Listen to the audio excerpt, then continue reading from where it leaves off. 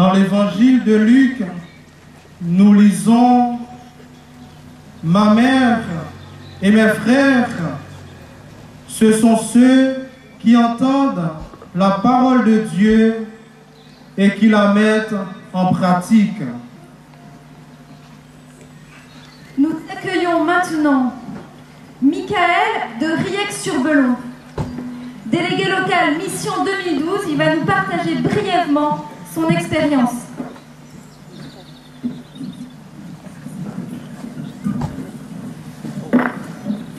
Bonjour Monseigneur. Suivant la proposition de Mission 2012, nous avons voulu à Riec former un petit groupe de jeunes adultes autour de l'évangile de Jean. L'expérience a été modeste, mais elle nous a montré l'importance de ces rencontres fraternelles entre chrétiens. Ma conviction est qu'en dehors des messes, nous avons besoin de lieux pour approfondir l'évangile et grandir dans la foi, pour tisser des liens plus solides et vivre des choses ensemble, et pour être attentifs les uns aux autres. Je souhaite que notre Église aille dans cette direction. Merci Michael. Votre expérience et votre demande rejoignent les miennes.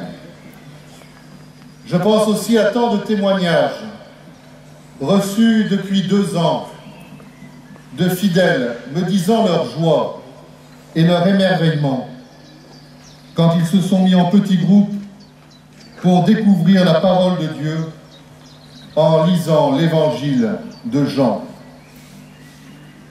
Voilà pourquoi j'ai choisi de vous donner comme première orientation une invitation à susciter des petites fraternités chrétiennes partout dans le diocèse. Chers catholiques du diocèse de Quimper et Léon, je vous demande donc de créer des petites fraternités chrétiennes.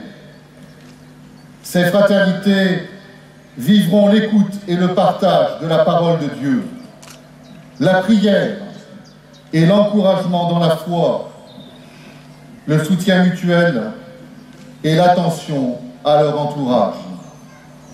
Elles donneront le témoignage d'une Église accueillante et présente au monde. Elles seront en communion entre elles, tout particulièrement par leur participation à l'Eucharistie dominicale. Les fraternités seront composées de personnes ou de familles enracinées dans un territoire, comme une paroisse ou un quartier dans une ville, ou bien liées à un mouvement ou à une nouvelle communauté.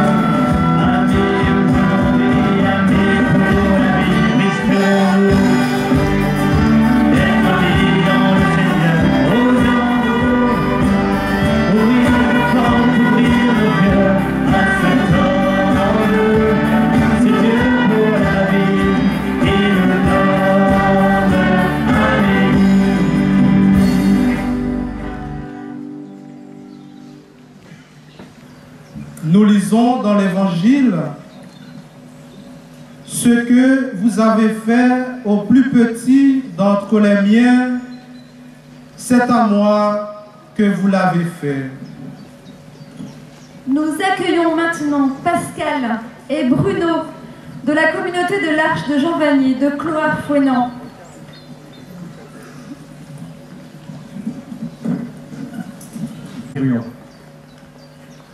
Ensemble, personnes valides et handicapées, nous partageons le quotidien de la vie et du travail.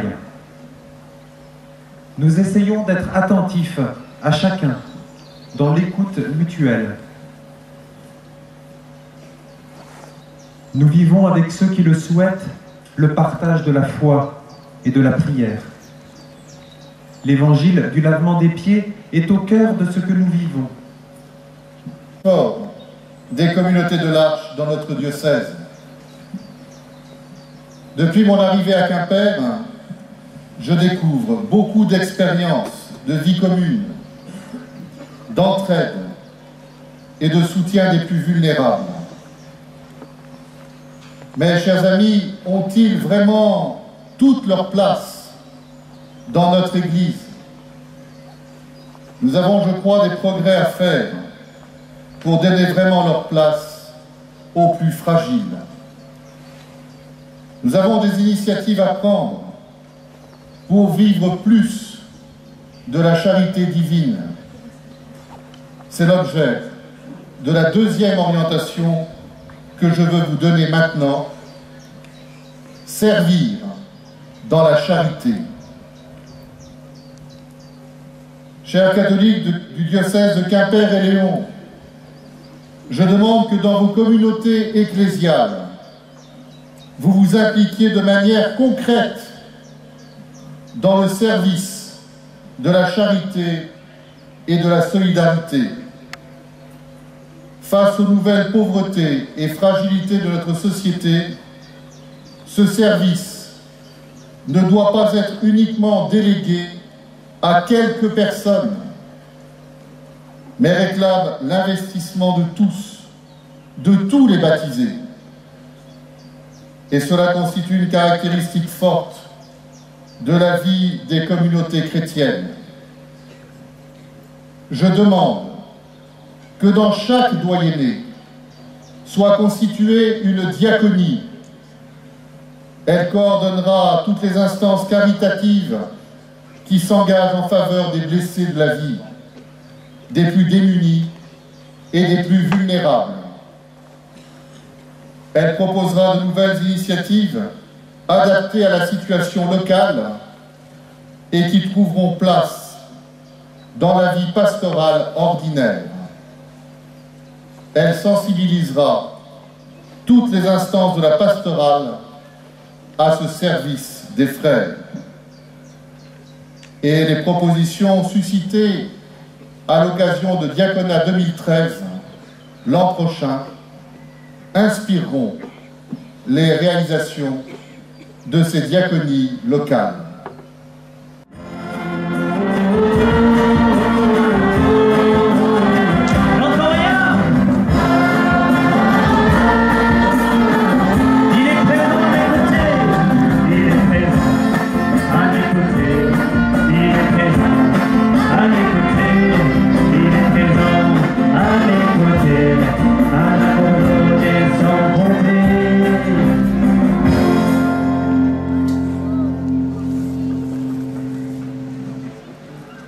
Nous lisons dans l'Évangile, « Moi, je suis la vigne, et vous, les sarments. Celui qui demeure en moi, et en qui je demeure, celui-là donne beaucoup de fruits, car en dehors de moi, vous ne pouvez rien faire. » Nous accueillons maintenant Émilie et Vianney. Ils se sont mariés le 5 mai dernier à Brignodan. Et Émilie va être confirmée tout à l'heure.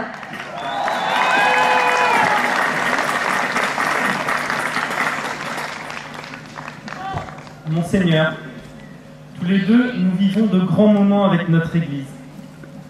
Nous l'avons peu à peu découvert depuis notre enfance, à travers l'adolescence et dans notre vie de jeunes adultes. Nous sommes reconnaissants pour ce qu'elle nous a permis de vivre dans les pèlerinages, les groupes de prière et de réflexion. Nous sommes conscients que nous avons encore à nous former pour mieux connaître sa mission et son message. Nous souhaitons que notre Église soit un lieu de profondeur et d'ouverture, un lieu qui aide à faire grandir l'unité de tous les chrétiens et le dialogue entre les religions.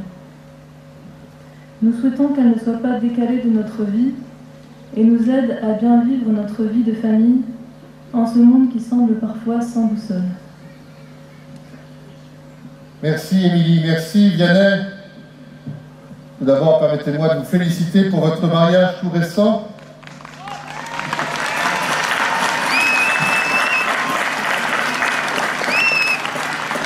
Et je rends grâce à Dieu, Émilie, pour le sacrement de confirmation que tu vas recevoir tout à l'heure.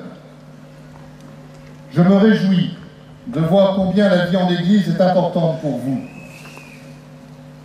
Elle vous paraît être un repère solide pour notre temps, comme une boussole quand le cap semble incertain. La vie et la pensée de notre Église sont inspirées aujourd'hui par l'enseignement du Concile Vatican II et les papes récents, Jean-Paul II et Benoît XVI, ont ainsi dit que le Concile Vatican II est une boussole fiable pour notre temps. Dans les 3 ans à venir, à partir d'octobre prochain, l'Église universelle va se souvenir et fêter les 3 ans que dura l'élaboration des textes de ce concile, voici bientôt 50 ans.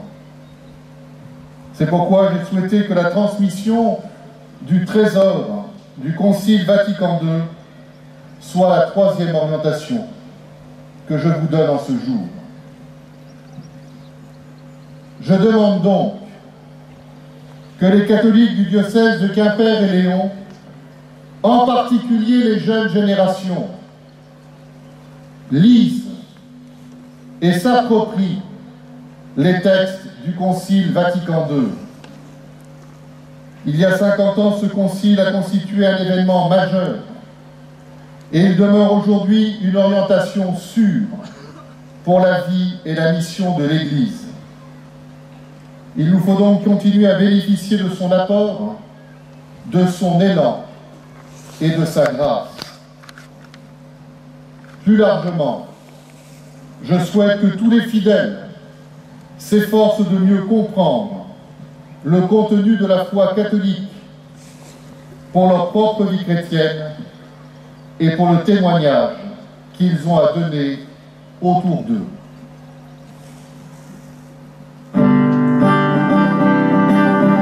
Amis dans le Seigneur, ma chambrite.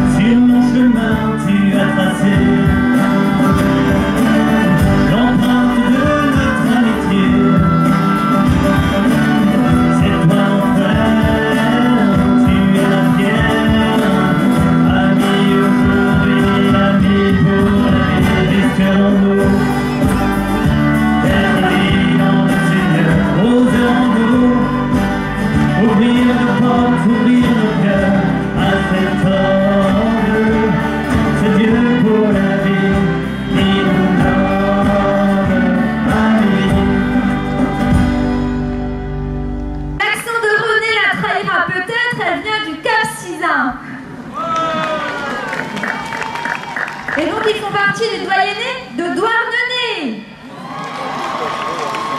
Notre diocèse est donc découpé en 18 territoires qu'on appelle doyennés. Je laisse la parole à Pierre et René. Bonjour Monseigneur. Vous êtes venu chez nous il y a un mois en visite pastorale.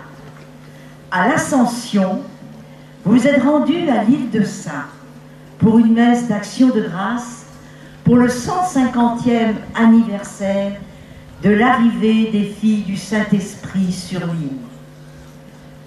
Vous avez découvert de nombreuses paroisses de notre doyenné. Certaines sont petites. Nos prêtres sont peu nombreux. Mais vous avez découvert une certaine vitalité, malgré nos fragilités.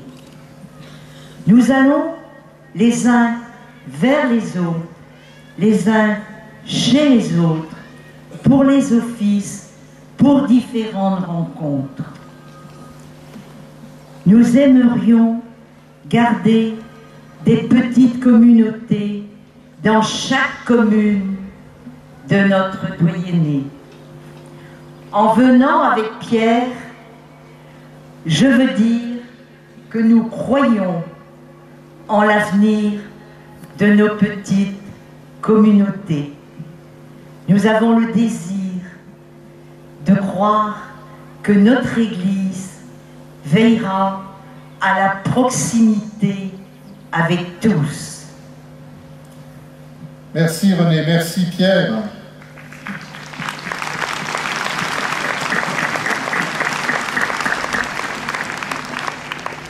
Votre désir est beau et j'espère qu'il pourra être bien pris en compte. Ce désir de proximité et de soutien mutuel a été au cœur de ma réflexion d'évêque durant les 2 années écoulées. Être proche des gens est essentiel pour pouvoir annoncer l'Évangile. Et en même temps, nous voyons bien que nous avons besoin de regrouper nos ressources pour une plus grande vitalité de l'Église.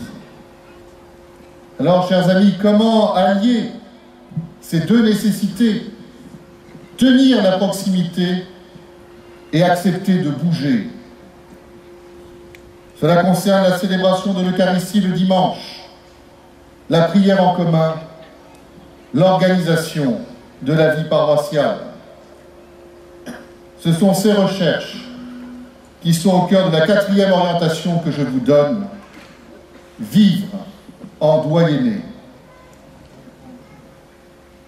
Je demande que les pasteurs et les équipes pastorales discernent dans chaque doyenné plusieurs lieux stables où chaque dimanche, la messe dominicale sera célébrée à heure fixe, même pour plusieurs paroisses. Pour favoriser la participation à l'Eucharistie dominicale, j'appelle tous les fidèles catholiques qui le peuvent à proposer leur aide à ceux qui ont des difficultés de mobilité pour assurer les déplacements nécessaires vers ces lieux eucharistiques. Pour favoriser la proximité et rendre plus visible la vie ecclésiale, je demande aussi aux catholiques de chaque paroisse et de chaque quartier de rendre vivantes leurs églises par des réunions de prière fréquentes à leur initiative, un jour fixe en semaine, en dehors du dimanche, et au moins une fois en dehors des horaires professionnels, afin que le plus grand nombre puisse y participer. Je demande encore aux différents responsables pastoraux de mettre en place une nouvelle organisation au niveau de chaque doyenné pour assurer une action pastorale plus concertée. Je demande enfin que les catholiques du diocèse s'engagent dans leur communauté ecclésiale et pour la vitalité de celle-ci, selon leurs possibilités et leur charisme.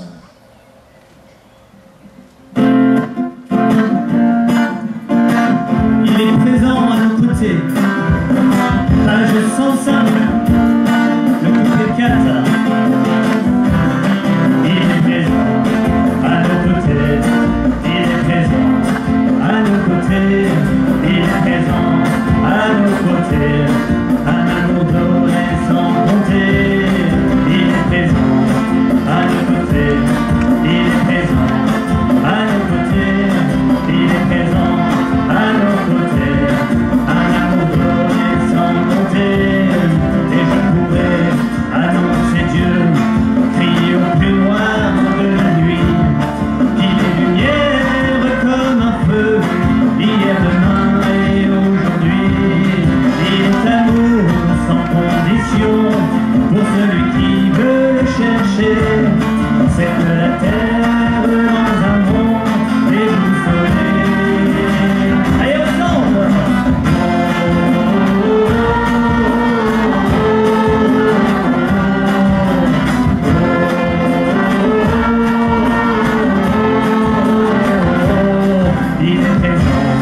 à nos côtés, il est présent, à mes côtés, il est présent, à mes côtés, à m'avoir donné sans compter.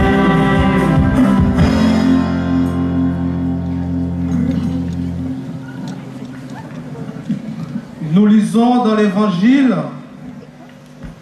allez de toutes les nations, faites des disciples, les baptisant au nom du Père, du Fils et du Saint-Esprit, leur apprenant à garder tout ce que je vous ai prescrit. Et moi, je suis avec vous tous les jours. Et Antoine.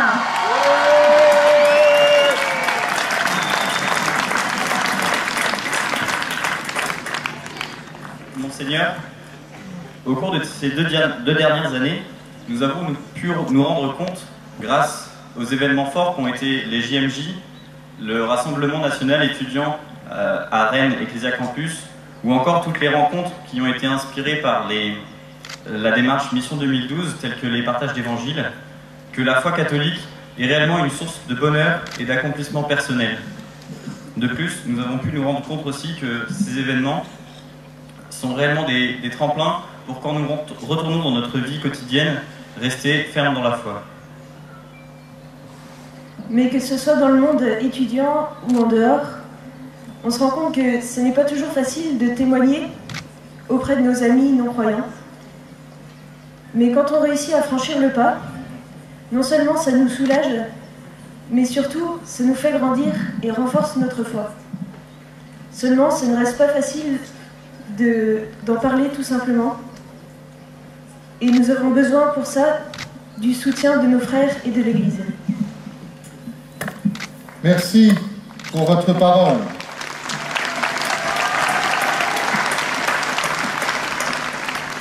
Merci surtout pour le témoignage de foi que vous avez essayé de donner cet après-midi devant tous.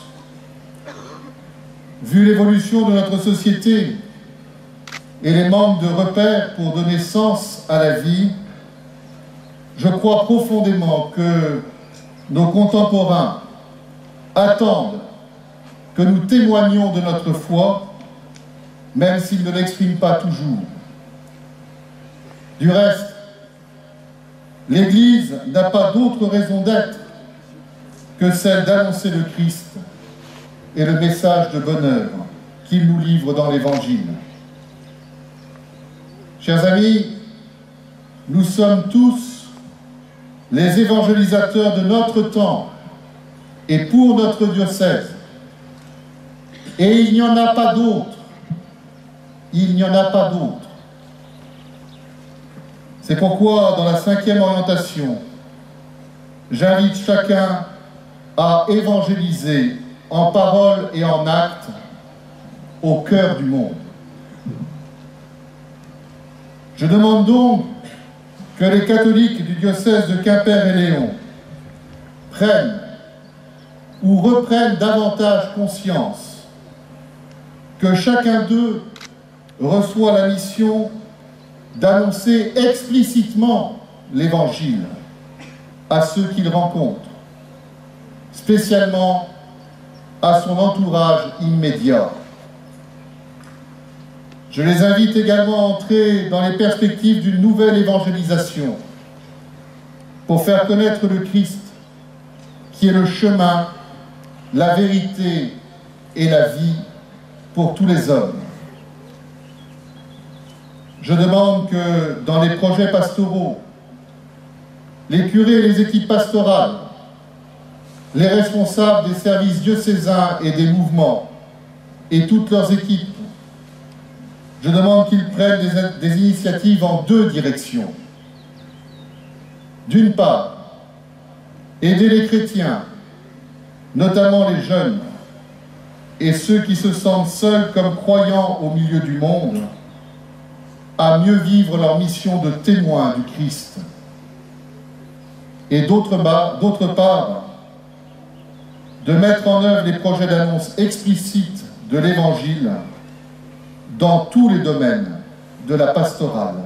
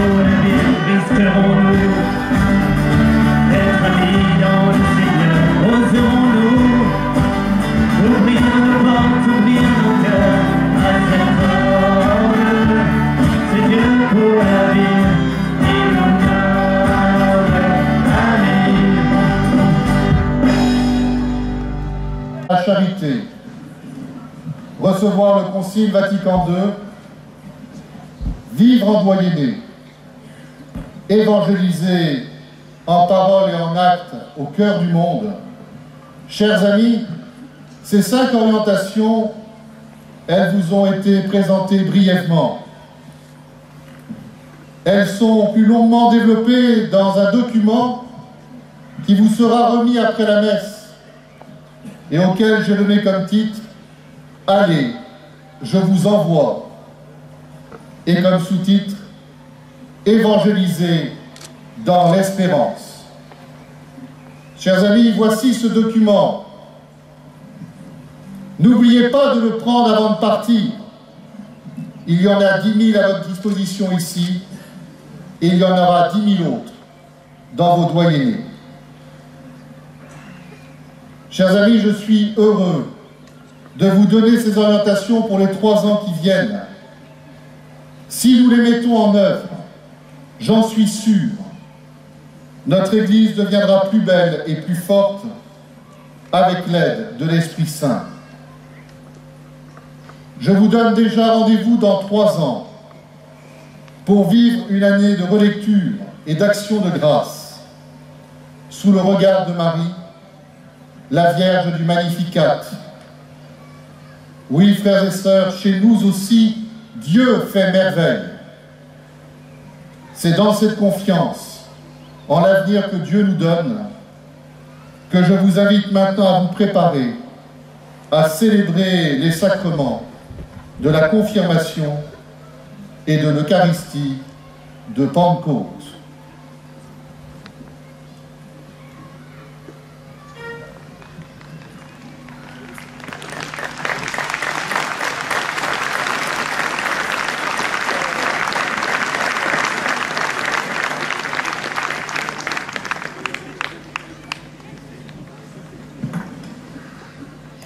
Les prêtres et les diacres sont invités à monter au sommet de la colline sous l'abbaye pour se changer pour la messe. Nous recevrons donc à l'issue de la messe le document sur les orientations qui comprend un document à plusieurs fascicules, un résumé où sont redits où est redonné le condensé de ces orientations. Dans chacun des fascicules, elles sont déployées plus précisément. Il y a aussi une partie de ces orientations, le feuillet condensé, qui est écrit en breton, pour ceux d'entre vous qui ont directement accès à cette langue. Voilà. Nous nous préparons.